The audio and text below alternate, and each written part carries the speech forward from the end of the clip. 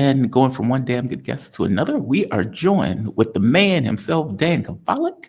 Dan Kovalik is, there we are, he's an American human rights, labor rights lawyer and political activist. He previously taught at the International Human Rights at the University of Pittsburgh. That is a whole story by itself that it still blows my mind, but I guess it shouldn't blow my mind at this point. How you doing, Dan? You doing okay today? I'm good. How are you? Always good to be here.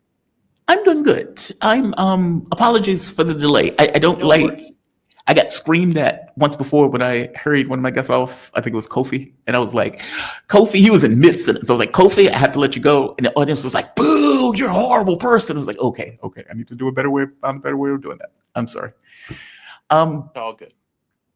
I would like to talk about, I would like to pose a question to you. hmm And this was something that Brian Belletti posed. And I have a very aggressive poster, like as a thumbnail. I think I call him Weak Leader Possession. I was in my feelings when I made the thumbnail because I was reading a response that Possession gave when he was in a conversation with MBS. And he said something to the effect of, yeah, we're looking forward to resolving our differences with America and effectively moving forward. And I'm like, dude, it has been one day, and they have just killed 1,000 Iranians in a sneak attack. Is this really the message you're supposed to be communicating right now? And I was showing how Donald Trump was playing bomb Iran on his direct Truth Social account, and Israel talking even before the ceasefire. Yeah, we're going to have a Lebanon model where we're just going to go effectively on killing sprees where we need to in order to stop them from reconstituting their nuclear program. And you have Possession, I guess, trying to be, the adult in the room, which I don't consider to be the adult in the room, saying stuff like this. Yeah, we're going to work with our Americans. Correct me if I'm wrong. The issue with Iran for America is that it exists. And if that's true, then how can you really negotiate in those terms? Like, even if what he's saying here is just for public consumption. Okay, Iran is the public also. Is that really the consumption after all of this that you want your public to come away with? I mean, maybe I'm wrong. Maybe I'm being a hard ass, but give me your thoughts. No, I think it. I mean, look. I think by now the idea of negotiating with the U.S.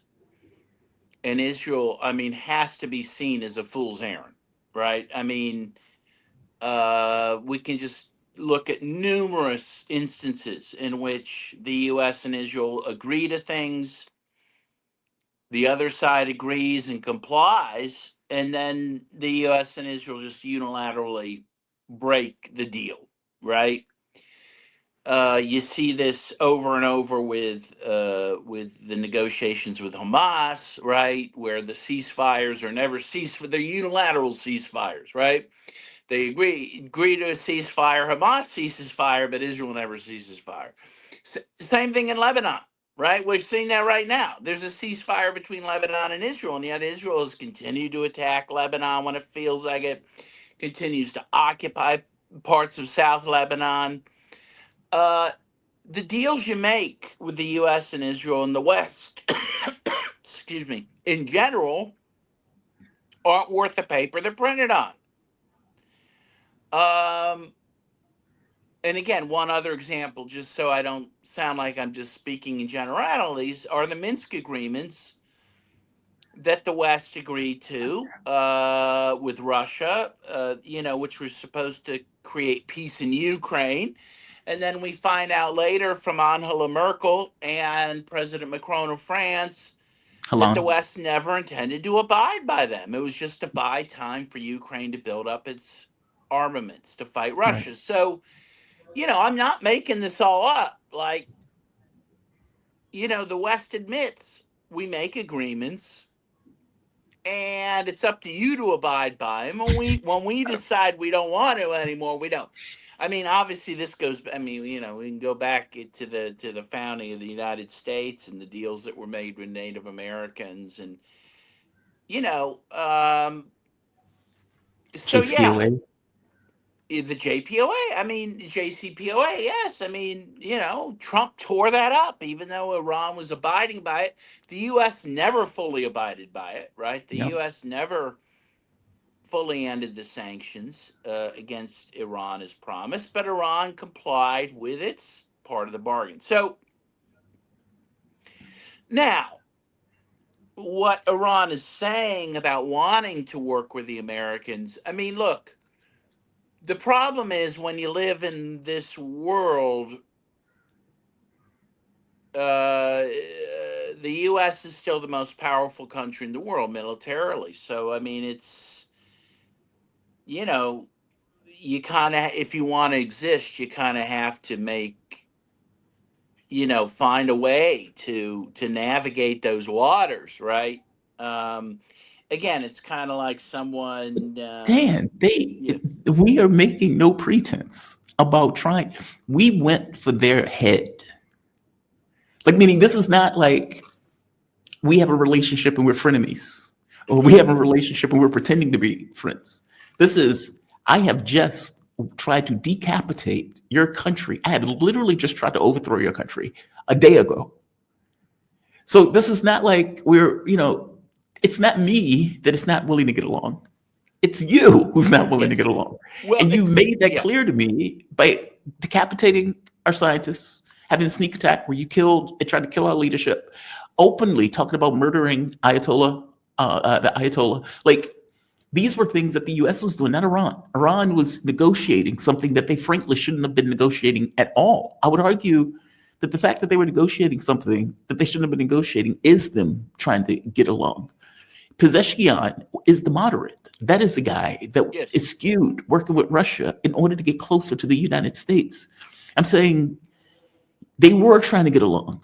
And their response to appeasement was the decapitation, or at the very least, the attempted decapitation of the government to turn it into a failed state.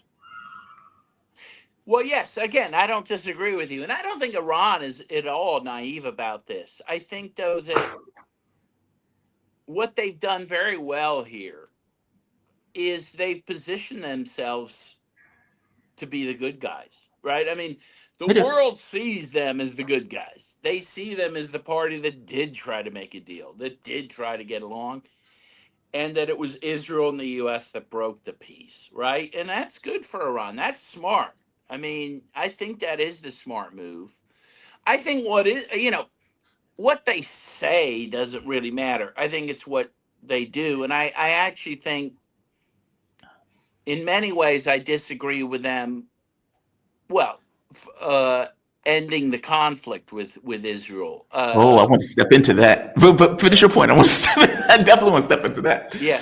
But I mean, I think that you have to give them credit. Here's a country that's been vilified by the West since Yes. 1979, right? In a very effective way, right? I mean, Yeah. when I was growing up They were the in boogeyman. the 70s and 80s, the Ayatollah of Iran was considered like Satan, Yeah, he was terrifying. Yeah. and, that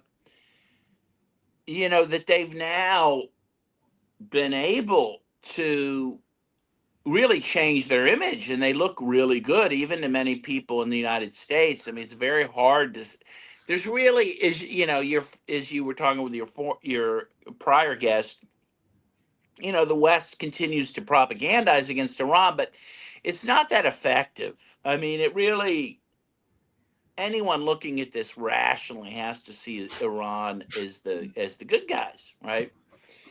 So they've done a great job in doing that, and I think they will continue to do that. And I think that's important because, they're trying to navigate very difficult waters. Again, it really is like being a little shop owner in Is Little that a Walmart? Italy, and you have Don Vito Corleone out there or whatever seeking tribute, and you say, "Oh, we will do our best to get along with Don Corleone." It's like, well, yeah, in some ways you don't have a choice. I mean, um, But just to dig into this analogy, wouldn't that be like you trying to get along with Don Corleone after he murders 5 of your waiters and blows up your car? And he Yeah. comes back the next day and you say, hey, we're just trying to get along. Well, but though they did hit back, and they've hit Israel back hard. I mean, that is They to have. say, it's not like they just lay down for them. The truth is, Just be clear. I think Iran won this. I think this is a I massive think they loss want it. That's for the why U.S. there and is a Donald Trump. ceasefire now. Look, it was Yeah, Israel that wanted the ceasefire, and it exactly. was the U.S. that kind of brokered it on behalf of Israel because they were losing.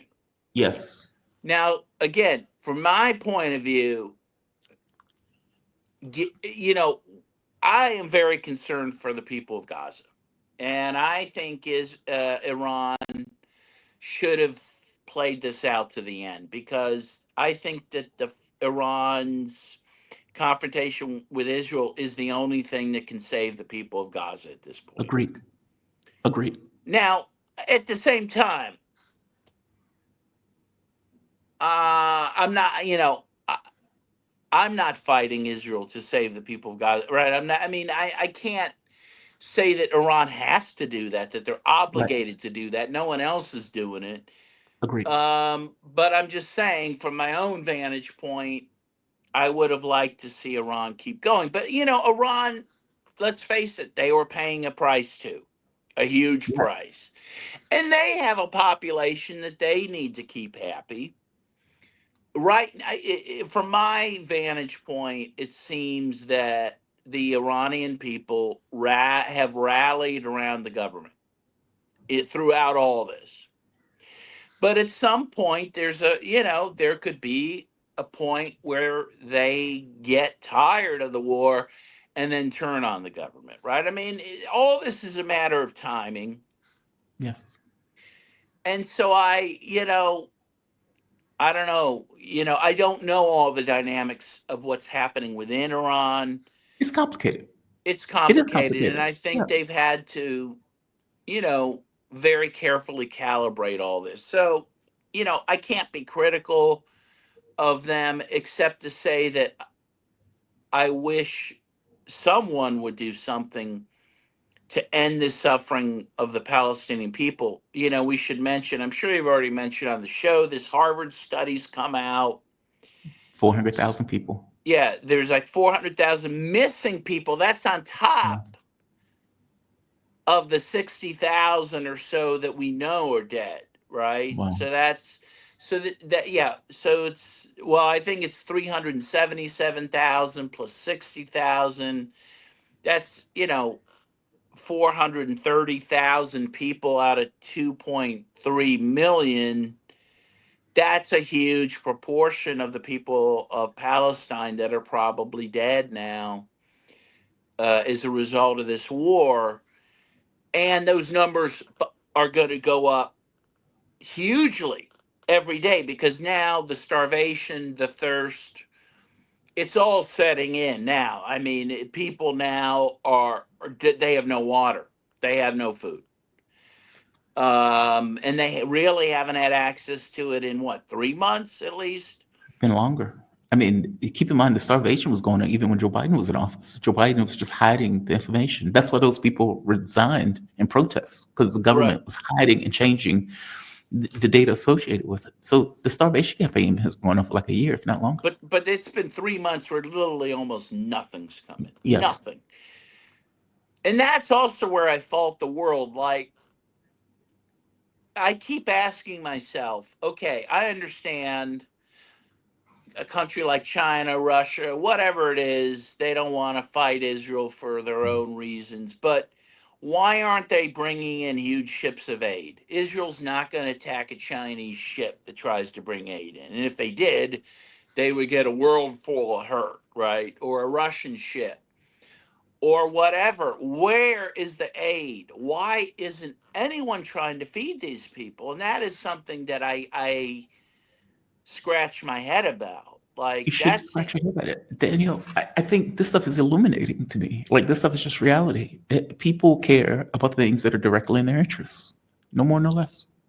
well, some people do. I mean, I can tell you, and I'm going to sound like an old man, but when I was a young man, we had something called the Soviet Union, and we had Cuba led by Fidel Castro. Cuba still exists. And they went out of their way to support, the people of Southern Africa. That was a totally altruistic move on the part of Yeah. Cuba to fight the South African military. They helped liberate Namibia. They helped end apartheid, as Nelson Mandela acknowledged. So, yes, I mean, you're right. Most people in most states do operate out of their own self interest. But there are moments in history where, countries have intervened at great peril to themselves to do the right thing. And honestly, again, when you look at, for example, what Cuba did in Southern Africa, where they actually put bodies on the line to carry out this fight, attempting to bring aid in, again, if you're a powerful country like China or Russia, I don't think it's even that risky. I think that they could do it. There's no way Israel's going to attack them. I mean, Yeah. why isn't this happening? I don't understand it. Everyone is saying how terrible this is. And yet, again, aside from Iran and Yemen, no one's doing a thing about it. So, and all Few these points. things are interrelated. I really had They are. hoped that Iran would not agree to a ceasefire unless the Palestinian issue, at least the Gaza issue, were also dealt with. But again, I can't blame them. They're doing much, much more than anyone else is. So, but that's where we're at. I agree with you, kind of. So I think I agree with you more than I don't. Um, I have a hard time criticizing Iran for stopping because they're the ones that are fighting. Right. They're the ones fighting and dying. I can't, Right. yeah. I have a hard time criticizing Iran for, let's say, military rationale because again, they're the ones that are fighting. Like, it's like you could say, hey, you should turn that place to glass, but they're making a military calculation in regards to what they want to do as a strategy to try to proceed. So again, I have a hard time criticizing it. I criticize it for being weak. That is a different criticism. And that criticism is coming out of angst because I am terrified that they are. When I learned that Pezeshkian didn't want to work closer with the Russians because he Didn't wanted agree to to the make military pact, right? he wanted to make deals with America. And you look at that, you're like, what the hell are you doing? Like, how are you this naive? The United States, we have watched a genocide take place where they have evaporated over 400,000 people in some of the most horrific ways possible. We've watched it. It's not even something that was hidden. We've watched it. We watched Iraq go down. We watched Afghanistan get taken. Hell, Iraq is still being invaded now. Like they're still an occupied country as we speak. Right. This is what 20-something years later. We've watched Syria go down where they use jihadists as the tip of a spear, backed by Israel, no less, and backed by Turkey and the US, because the US has been putting money into it for decades, where now a head chopper is in charge, where Alawites are being massacred. They just blew up a church and a suicide bombing, killing all of those people at that church. We watched it. And if you are sitting in Iran, why do you think you're in a prize vase? Why do you think you're being protected by some invisible force? That's what I don't get. We watched them take down Hezbollah. We watched all of this stuff. And you get a government in Iran saying, maybe we can negotiate. I criticize them for that. And so when I look at maybe they're trying to buy time. Again, I don't know where they're at in terms of their, military supplies. They may need to restock. They may need to regroup. And again, I get that.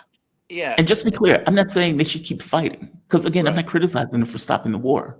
When I say I agree with you in this idea that they're the only ones standing up for Palestine, for Gaza. Like meaning no force is intervening in this. You effectively have an invisible glass dome where Israel can murder as many people as it wants, and nobody else gets involved.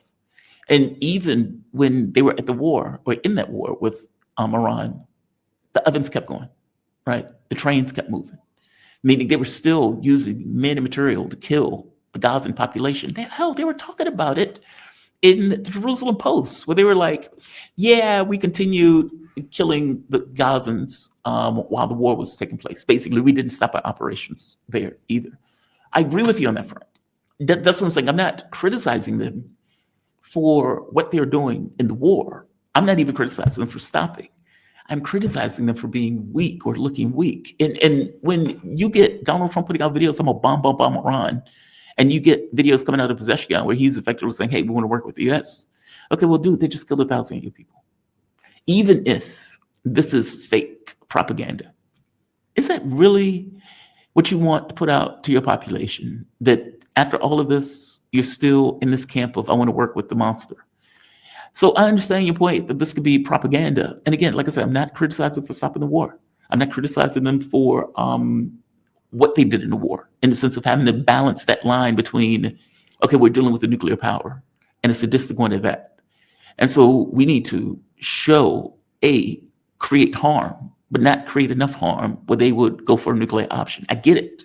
Like, I accept that they were going for strategic objectives where they were damaging Israel. In fact, I'm going to get your take on something.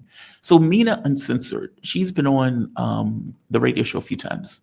What is her name? I can't think of her name. She is fantastic, though. And she has been proven to be right more often than not. Even when, let's say, elements of my network didn't want to accept the fact that she was right, she ultimately ended up being more right than not. So she says, and just to show it, because I want to get your take on this.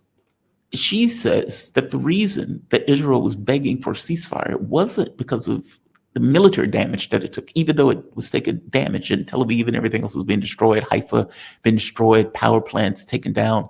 I think I pointed out that they reorganized Tel Aviv skyline like they were to be architects. But she says, this is why Israel accepted a ceasefire with Iran, and this is why it would not last.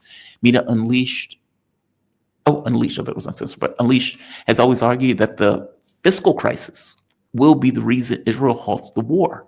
And the events in recent days have confirmed that argument with clarity. The ceasefire was not the outcome of military victory or strategic transformation.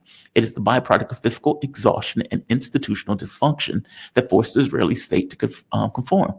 And just to summarize, because this is pretty heavy, but she's pointing out that the loans, the budget, they effectively use like a $20 billion budget within the course of a few days. And that there was no way to continue to get the money and everything else necessary. So, and I'll just read part of this because I want to get it right. The defense establishment had already surpassed its approved budget by 25 billion shekels and demanded an extraordinary 60 billion more for the remainder of 2025. That is an astonishing sum of money that they used within the course of just a few days, maybe a month or so. 30 billion was needed immediately. Procurement pipelines had stalled, stockpiles were running dry, reserve duty days had nearly doubled, emergency authorizations were withheld by the Treasury, which was itself facing a withering deficit and a debt to GDP ratio rising to a dangerous pace. The fiscal center could no longer hold. That's her point. Her point is like, dude, this wasn't about military. This was about them not being able to maintain themselves materially, which, if that's true, then Iran should have kept going. I agree, right? But well, and I don't think you can separate the economic issue from the military, war. right. They're in economic straits because they're fighting a war that, on many fronts, that is draining them. And I guess the missiles that they were using for the Iron Dome were costing them, millions and millions of dollars a day. And they're using it to take down drones. Yeah, so no, that was very effective, what Iran was doing. I agree with you. I think you and I agree that Iran should have kept going. But again, easy for us to say, sitting in an apartment, drinking a coffee. From their perspective, they got Trump in the White House, who's a total loose cannon. Who the hell knows what he's going to do, if he's going to use nukes or whatever. I think they're going to try to buy time, and then they're going to announce they're a nuclear state. I think that's what's going to happen, and that may be a smart move. So, they have continuously said they don't want nukes. And I don't think they do, but I think at this point, I don't see how they avoid it. We have forced their hand to do that, But wouldn't that have been the case before? Like, God, man, like, to me, this stuff was always temporal. To me, the monster was rummaging through the countryside. That monster was coming to your door. There is no Well, and they force knew on this. that. They knew. Yeah, and that's why. Look, I mean, that's why they had so many missiles ready for this war. I mean, Right, they right. were ready in many ways. They didn't have a nuclear weapon, but they were prepared for this for sure. And they were getting around the Iron Dome. They really had built technology that had outsmarted Israel. So, Oh, yeah, agreed. yeah, No, I agreed. mean, They we'll had just see. Look, fantastic weapons. and also I think they're counting on the fact that Israel will attack them again. I mean, that's the other thing. That's the one thing you can depend on Israel for, right? You can't trust them to make an agreement, but you can always depend on the fact they will attack you again, and then they'll hit them hard again. So, but again, the problem is the time is running out for the Palestinians. They may not have time for true promise four. Right, That's the problem. right. No, I agree with you. I, yeah, I agree with you. I mean, I guess I look at it kind of like you do. Like the only thing that was doing anything for the Palestinians in the sense of a potential to impart costs was Iran. By the same token, I would imagine Iran has its own pressures that we may not be aware of, right? And yeah, I don't know. I guess I'm curious about what is in their mind at this point. From my point of view, I would have never been trying to work with the U.S. I mean, they attacked you anyway. Like, meaning all of these appeasement strategies failed. The appeasement just lent this notion that you're weak. And so why turn back around and act like you're going with the same strategy of appeasement, whether it's true or false? It just looks Yeah, weak. though again, no one is under an illusion who the weaker power is.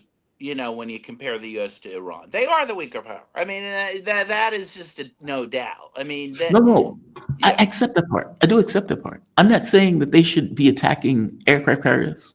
I'm not saying that they should be provocative in the way that they're responding. I'm saying maybe putting out a comment that you're trying to work with the country that has killed 1,000 of your people a day after they did it does not bespeak of strength. And especially now at the moment where as a flat fact that they tasted blood and they're coming back for more. They're going to try to overthrow your government. There's sleeper cells in the government. They just try to take your head. So it's like, thank you, sir. Please, another. I don't. I, I'm sounding like a hard ass, and I'm not trying to be a hard ass, and I'm not trying to be overly critical of Iran. They're the victim in this. I'm concerned about their longevity with this pathway of appeasement. That's all. You don't want to yeah. work with the Again, though, Russians. yeah, I don't know. I think it's tactical, and you know, Fair I enough. mean, Fair you enough. look at Hezbollah. I mean, when they agreed to the ceasefire, I mean, they didn't officially agree. It was the Lebanese government, but Hezbollah tacitly signed on to it. And I thought that was a mistake then. Yeah, and they got And I thought decapitated. Hezbollah should have kept going. But I think what you've seen now, I think what we all have to admit to ourselves is they must have been really, really weakened because they've By the way, really. they got decapitated as Iran stood by and allowed its proxy to get mauled. That too. Well, true, but again, that's tough. I mean, again, those are difficult calculations. But Iran was alone it's, in this. what's Iran that? was alone. Iran was alone in this. Like, Right. And well, and that's the thing. Like they have to be careful. They do have to be careful because they know that again, that they could be nuked, not just by the US, but even by Israel. That's the other thing. That is the other wild card here is that Israel has nukes. And I think everyone's just waiting for them. When are they going to use them? You know? Um, and that's the other thing. They may not want, if they might have feared if they pushed Israel further along, into an existential crisis that they might have launched them. So I mean that these are very difficult calculations to make. Dan, I accept that. What I'm saying is, if that is true, then they should have given up their sovereignty and signed over the document that Donald Trump wanted, because Israel could have put that line anywhere in regards to use of nukes. I'm saying that They stood by, meaning they had a strategic interest, a strategic depth. Hamas, Hezbollah, Syria. All of those were cornered and destroyed individually as Iran, who was effectively using them as strategic depth, did nothing, losing its strategic depth, as opposed to having somewhat of a united front. By the way, this is not my words. This is the words of the Israelis, who was criticizing Iran, saying this is how they messed up. They weren't willing to use their strategic depth. I'm saying appeasement was the thing that ended up making its situation far worse. That is true in Russia, when Russia was trying to make deals with the Minsk agreements, and those deals were effectively used as a pretext to go after Russia. That is true with Lebanon. And again, that's not with Hezbollah, it was Lebanon. But they effectively used the ceasefire as a tool to go after Hezbollah. And I'm saying that through this entire time, that thread of appeasement hasn't been to their benefit, it's been to the detriment, where Iran is now by itself. And by the way, same thing with Assad, and you can correct me if I'm wrong. This attempt to try to make amends. Now, I am not criticizing them on Syria on this, because the sanctions and everything else that they were going through was just overwhelming and overbearing. But I guess I am pointing out that this strategy of appeasement wasn't successful. Each one was destroyed. In fact, they had to face the exact thing that they were trying to avoid, which was wars. Well, yes, although Syria, it's It's true, different. but they didn't die because of appeasement. They died because they were, because they were betrayed. Right. Either one. Yeah, and that's why Iran and Russia didn't fight in Syria to save the Assad government, because the military wouldn't fight. The Syrian military wouldn't fight, and they made it clear: look, we were willing to fight, but we can't do it for them. We could do it with them, but we weren't going to, and that makes sense. I Yeah. can't fault them for that. Are, are Yeah, you concerned that something like that happens with Iran? of course, you have to be. Yeah. Again, the fact, look, obviously Mossad had penetrated Iran greatly, right? The fact that they can do the things they do in Iran, where they killed the Hamas leader when he was there for an inauguration, right? Yep. The fact that they had assets within Iran that attacked Iran, right, at the beginning of this conflict. They were even making drones within Iran, Yep. apparently. And by the way, India was helping with that, which is Yes. completely I saw bizarre. that. I With saw that. India and Iran are both part of BRICS, and yet India was helping Israel. The point is, I mean, yeah, and I'm sure the Iranians are worried about that or think about that. Um, and a lot of it is because of the sanctions, because the Yeah. economic sanctions crippled, I mean, really broke Syria. Economies. It Yeah. didn't take much to bribe the military leaders to stand down, right? Because they were, and the same could happen in Iran, obviously, and it has happened. There's no way that some of these, again, the killing of the Hamas leader at the inauguration, someone betrayed Iran, right? Someone in Iran was giving information. And that was Hmm. probably true even with Hezbollah. And, so of course they're concerned about that. Um, yeah, I mean, and when, look, when the current hostilities broke out this time between Israel and Iran, I was, when Iran or Israel was able to kill some of the top commanders in Iran right away, I had fears. Oh my God, it's going to be another Syria, you Yeah. know? So, and that didn't happen. That didn't materialize, thank goodness. But sure, everyone has to worry about. I mean, I think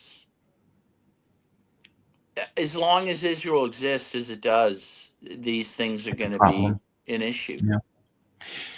And again, don't take my criticism as being negative. It's out of angst and concern. I swear to God, it is. Like I know. it's, Well, I have the same concerns, and yeah, I think, again, I think the decisions that they have to make are it's huge complicated. ones. Yeah, they're difficult. I don't doubt it. I don't doubt it at all. You mentioned the Chinese and the Russians. So you get the Iranian foreign minister going to speak with the Russians. And immediately after, well, Israel had been asked for a ceasefire, though. So I don't, those things might not necessarily be entirely related to one another. But China was bringing in a heavy amount of equipment. People are assuming military equipment. They were very quiet about it. They weren't necessarily loud. Why do you think these governments aren't boisterous? May not be the word for it. And it's funny, I wrote down, does morality matter? You said they were, you said, I know this sounds horrible. You said they were showing themselves as a moral example to the world. And, my thing is, okay, Israel is showing itself not to be a moral example. They committed genocide. The U.S. has just lied and snuck attack a country. The West routinely blows up, creates terrorist activities and everything else. Nobody seems to care. Considering Well, that it, yeah, I mean, in a sense, people, yeah, I mean, they don't care enough, but I think I think having diplomatic and political power because you're seen as a moral force still is important. And again, the US and Israel have lost that and are losing it by the day, and Iran is gaining that by the day. I think there is still some significance to that. If for nothing else, because of the Western populations. The Western populations weren't going along with this war.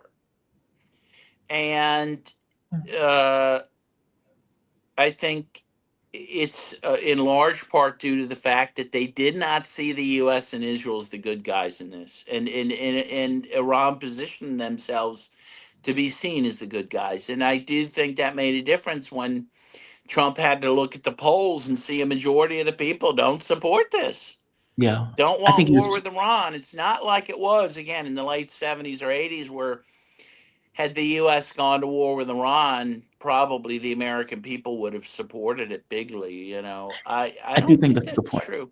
Yeah, Yeah, I do think that's a good point. I mean, I think he was trapped by his rhetoric.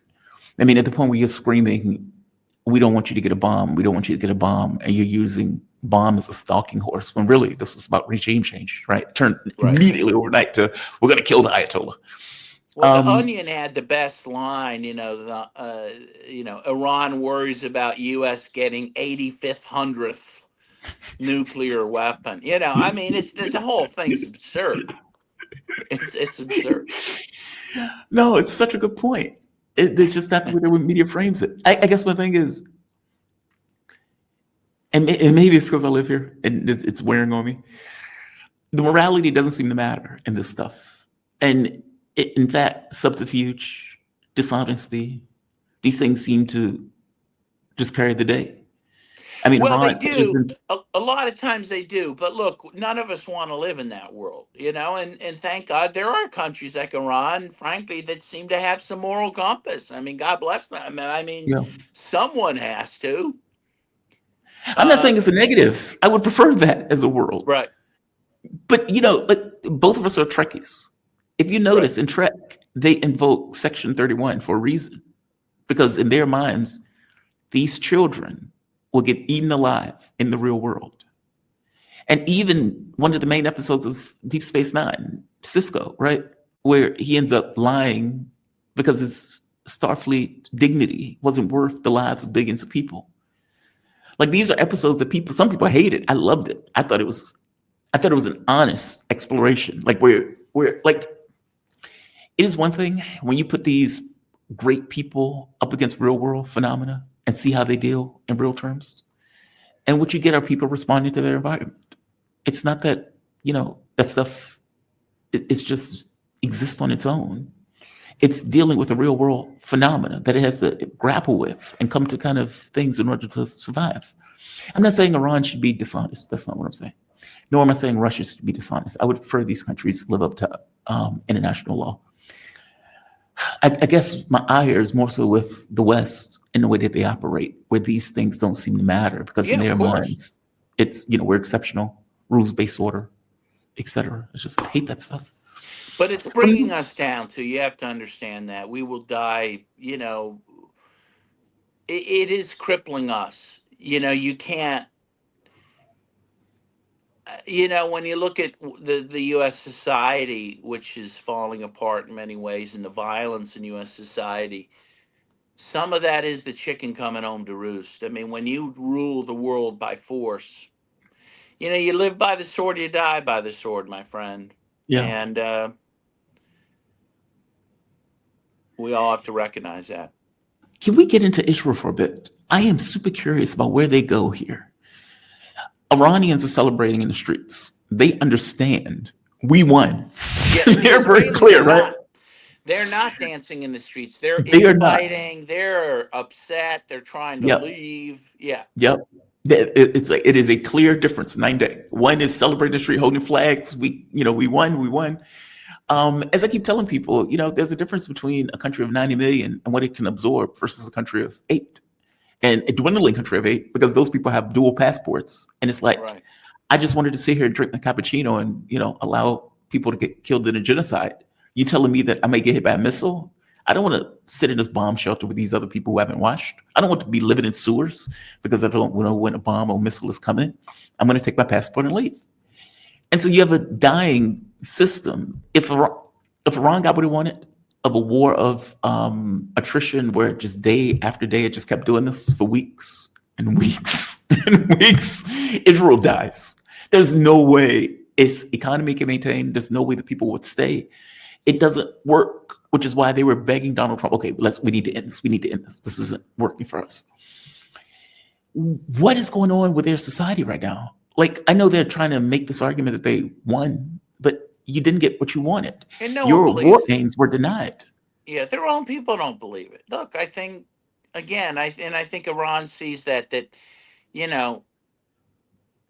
Israelis will destroy each other. They know. I mean, Israel's in a horrible shape economically. They just got beat militarily, and they know the world hates them. They know they're not the good guys anymore. And that does have an impact on people's psyches. Now Israelis, when they go around the world, they're embarrassed. People boo them. I mean, that does have, so nothing's working in their favor really at this point. Yeah. And But is that what they're looking for, yeah. though? I'm sorry. Please continue that. I'm sorry. There was a pause, and I thought you had finished the thought. I'm sorry. Well, no, Please. I mean, but what it shows how depraved Israeli society is that even when they were in an existential war with Iran, they still had the wherewithal to actually No. accelerate the genocide in Gaza. Right? This is a No. very sick society, and I don't think it can last. Oh, and also, of course, they were. If you weren't white, you weren't getting into a bomb shelter in Israel, even if you were Israeli. Um, no one can deny how sick this place is, and the sickness will destroy them. You know, um, and Netanyahu is, he's the chief madman running the asylum over there. But I mean, yes, and kind of no. I mean, yes, he's the madman running the asylum, but even if he wasn't there, it's still, the public agrees. Yes, Like, they I think do. that's the part No, and that's that's what I mean. No, but he's emblematic. I mean, believe me, yeah. he's he's in power because they, in the end, want them to be. And as I understand it, he's probably the only guy who could rule the ship in many ways. But yeah, no, I agree. It's not because of him, and I'm just saying he is the man for Israel because he represents their depravity, in a very real way. So How did they reconcile this, though? I mean, they snuck attack a country. They tried to overthrow the government of that country, and they tried. I mean, the internal Mossad agents, CIA agents, MI6 agents, they tried to effectively create internal chaos, take down the ability for air defense. You had the Shah's son coming out of just nowhere, like coming out of the boonies, making speeches as if he wouldn't be hung on the streets of Tehran if he went back to Tehran without some kind of U.S. military or military presence external to the country. And they lose. I mean, and I'm saying lose in the context of A, you weren't able to overthrow the government. B, you don't know where the nuclear stuff is. So even the stalking horse argument that you use, well, they retain the ability to refine uranium, not to mention they still have the uranium. Like you weren't able to accomplish your quote unquote war aims in the process of that. And you were the one that were begging for the ceasefire. And Iran gets the last shot in at that, right? It's like just an exclamation point on you started it, we're finishing it, full stop. How does a society that is in economic turmoil, that wakes up in the morning, goes outside and sees Tel Aviv, that's supposed to be invincible, right? Like this is not supposed to happen to Israel in the way that they, in their own self-conception. They've just finished murdering hundreds of thousands of people in one sense. It's like, oh my God, we just thought, shooting kids in the back was war. And come to find out that's not really real war. Our buildings being taken down is real war. What, does that create political chaos for, let's say, the Netanyahu government, for example? Yes, it does. Again, I think now is when actually the real repercussions of the war will be felt, right? When you're getting bombed, you're going to naturally, be in a defensive mode and kind of be Right. more willing to make sacrifices and, rally around the government. Now they're going to wake up, come out of the shelter, see Tel Aviv, a third destroyed, apparently. According to Haifa McGregor. destroyed, the Ben Gurion airport largely destroyed. And now they're going to be like, yeah, what do we do now? And we're not the most moral, and everyone knows we're not the most moral army in the world, and we're not even the strongest military in the world. We're none of these things that we've believed ourselves. We can't even convince ourselves anymore of this bullshit. Yeah. And when those myths die, those national myths die, the state won't survive. You know. And by the way, the U.S. is going to have that. Is going to start having that same problem because its myths are falling apart. The idea it's the good guy, the idea that it's democratic, the idea that it cares about human rights. All those things, those myths are also coming apart. And again, that will lead to decay of the state. You really think so? I mean, well, I guess I've Yeah, never well, that's seen why it. you see more repression. I mean, there's more repression because they can't morally sway people to do things anymore. So they have Because now, we now have ICE agents running around covering their faces with masks. What is this I about? know, I know. Ain't that We something? basically have the Gestapo, and I saw that, by the way, now they're to make their quota, they're rounding up homeless people because the homeless people don't have papers to prove they're citizens. This is nuts. Again, this ain't America, okay? This ain't what people think America is.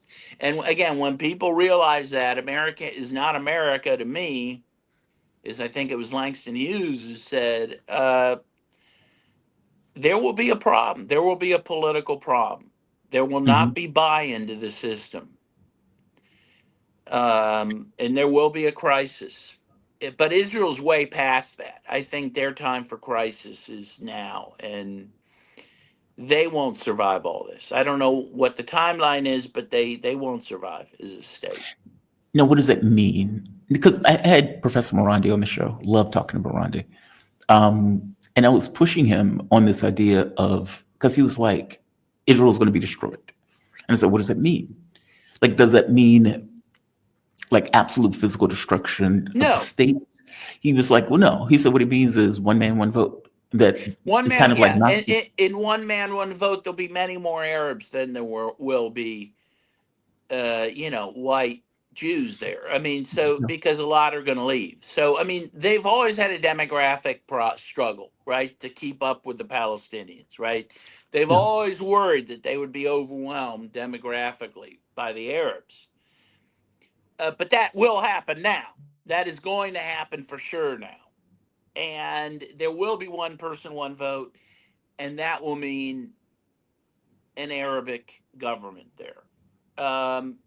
And that's it. I mean, Israel probably won't exist by name. It'll probably be Palestine.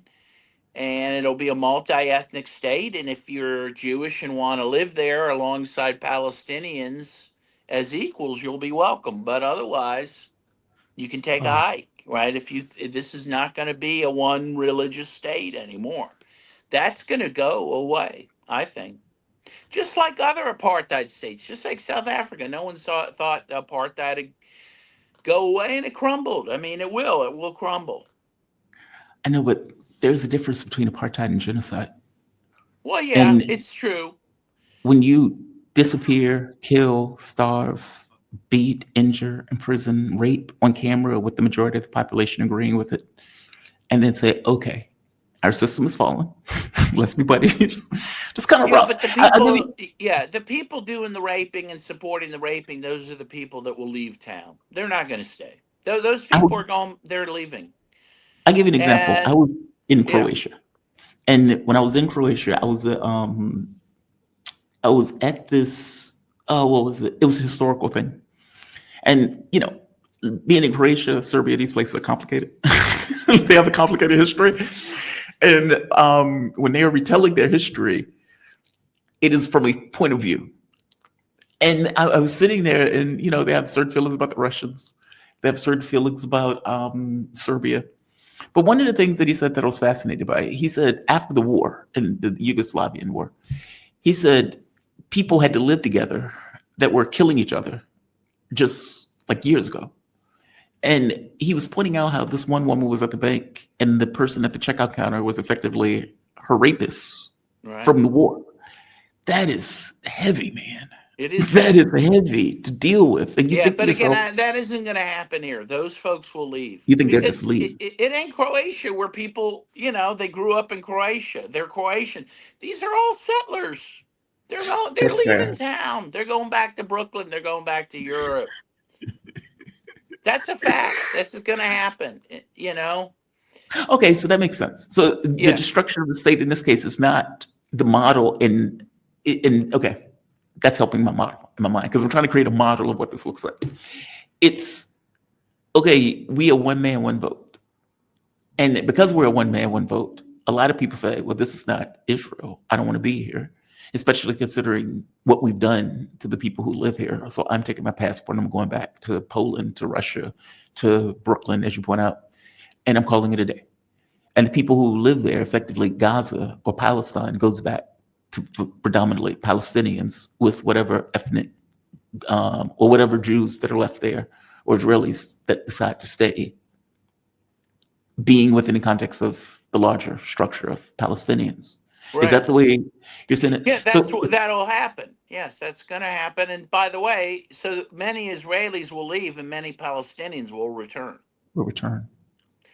That There's is about 6 fascinating to million me. Palestinians, I think, in the world, if I'm not mistaken. A lot of those people will go back. I have a hard time seeing that model in my mind, and probably because, like for example, is it an economic crisis? Is it a military crisis? Is it meaning there is some kind of crisis that would have to be precipitated for that to happen? Other Well, the governments are not going economic, to get yeah, involved. it's all the above. There is an economic crisis that will deepen. Look, people are there. People who are settlers are there because they find comfort there, or they get free homes there, right? That they steal from other people. But in fact, I saw a woman crying, an Israeli, saying, I was just given a home." Okay, yeah, that was taken away from someone else, but yeah, you were just given a home.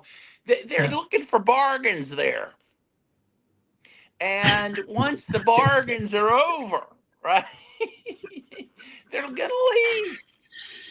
They're gonna leave. They I'm right. sorry, just that was funny. They're looking for bargains. Yeah, That's not fair. They're they looking for wanted bargains. free shit. They ain't gonna get that anymore. It's gone. And again, these are not the best people in the world. They've come to take other people's homes. Like these are not great people. They're gonna leave because they're gonna find a better deal. That's all. This is not gonna be good, and that's how it's gonna go. Here's So one of the people that you were talking about. Have you seen this video?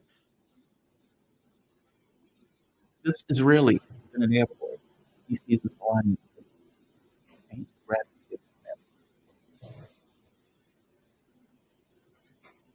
Just like great people looking for deals. astonishing. Um, I'll give you the last word on this. Where do you think this goes from here? I mean, I can't hear you very well. You oh, broke I'm up sorry. once you played the video. Okay. Here we are. I'm sorry. That was one of the great Israelis that are looking for deals who just so happened to attack an Iranian kid at the airport who was just doing nothing. Right. And wait a minute. Yeah, they just attacked him out of nowhere. Kid wasn't doing anything, just standing there. He attacked the guy and then was shocked that apparently that the people at the airport was going to go after him for it. Yeah, so just to organize before we close, I believe Iran won. I believe the U.S. and Iran and Israel was not able to accomplish their objectives. I think Israel got a reality check in a way that they haven't gotten in my lifetime. Not never. Um, Not in anyone's lifetime. No, it's incredible what happened. Yeah. yeah, well, I was thinking the 6 Day War, like where you had to actually fight a different war, but in my lifetime, that was But before I they was won born. that. They won the Yeah. 6 Day War. You know, Oh, I they see your point. I see your yeah, point. no, I see your point. this is the biggest defeat they've ever had, for sure, by far. If they attack Iran with the Libyan model, let me ask you something else. What time is it? We have time. Yeah, we have. Okay, we have a little bit of time. I'm not going to keep you much longer. If indeed the objective is the Libyan model, from my point of view, ceasefires that the U.S. imposed were always used, well, not imposed, but requests, because as the foreign minister of Iran said, we're not accepting a ceasefire. You stop and we'll stop. That is the deal. Like basically, you stop first, and we'll call it a day. If that is indeed the way they're looking at this, and they're going this idea of we're going to have a Lebanon model, and they're saying this nonsense in advance, they're not even hiding it, right? Right. For me, the U.S. uses ceasefires as tools, not as means of peace. Will they use this as a tool? I mean, the United States is already saying if Iran rebuilds, we're going to attack Iran again. This is what Donald Trump has said recently. If they try Yeah, to I rebuild, think we're going to that attack them Iran again. knows. Yeah, they will have to count on that. Yes, the war is paused. It hasn't ended. It will. Yeah, it will continue in other forms. There's no question. The U.S. But will any keep Israeli coming at strike it.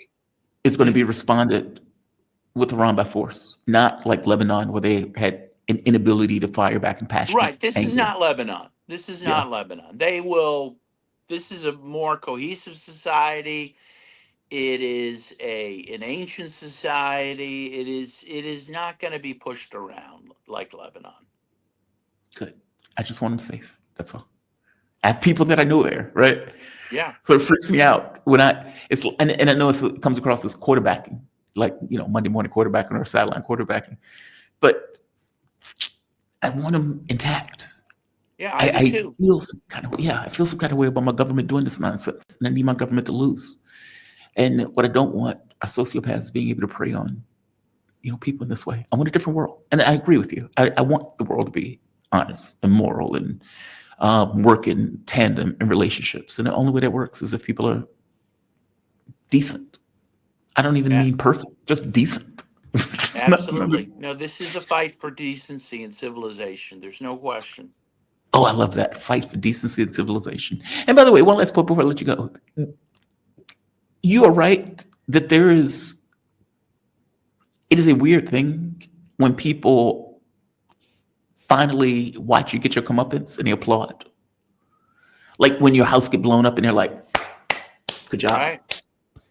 Or your buildings get taken down and they're like, good job, Iran. You're standing up for civilization. That is a weird phenomena. And I remember I felt it, right? Like this kind of bloodthirsty element of watching, like, thank you for that. That is satisfying. Can I have another? That is a weird, unsettling sensation. That felt, I guess, like justice. That if Yeah, you're well, I Israel, think there was a lot of justice, but at the same time, Iran did not violate international humanitarian law. They didn't kill very they did many not. people. They hit military targets. So I think it was justice.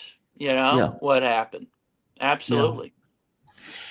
Dan Kovalik, my man. Dan, thank you for this. Thank you for You're hearing welcome. me complain and whine and get my panties in a tizzy about what may happen. No, it's Uh, we live in terrible times, and so yeah, it's a dark world. Dan Kovalik, he's an American human rights, labor rights lawyer and political scientist, previously taught at the for International Human Rights at the University of Pittsburgh School of Law. Dan, where can people find you, by the way? Are you writing or anything like that? yeah. So I write. I've been writing a lot more for Covert Action magazine, which is online. I'm on Twitter at Daniel M. Kovalik. I have several, I guess 10. I just finished my 10th book, and including The Plot to Attack Iran, which I wrote in 2018, which I think, if I may say, was Relevant. pretty prescient, Yeah. which people can get on Amazon or from my publisher, skyhorsepublishing.com. So you finished a book with Jeremy Kuzmarov, the Syria. Yes, I did. book. Yes. And it's Please. not out yet, but the Syria book, which is called Syria Anatomy of Regime Change, should be coming out in September. It's already available for pre-order on Oh, that is Amazon. fantastic. And from that publisher, which is Baraka Books, which is based in Montreal. Dan, I am deeply fortunate to have you as a guest. Well, you're very knowledgeable kind. about It's stuff. always great to talk with you. You have a good one, man. Be safe, okay? You too. You too. Thank All you. right. Dan Kovalik. Yeah, I'm deeply fortunate to have him as a guest. He is fantastic. Covert Action Magazine is a great